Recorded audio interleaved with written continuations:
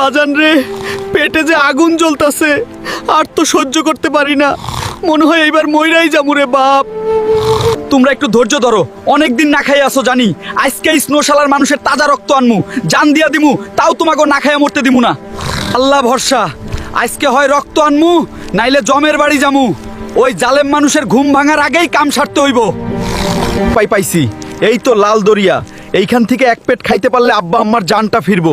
একটু সবুর করো ওস্তাদ, কাম সারা দিই।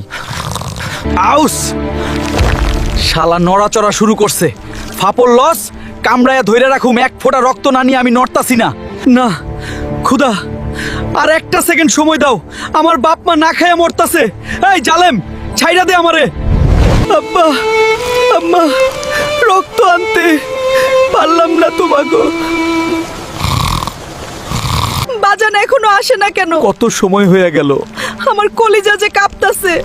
আল্লাহ, আমার পোলারে ফিরাইয়া দাও। ও বাজান, তুই কই গেলি? খাবার লাগবো না রে বাপ, তুই ফিরাই। বাজান রে,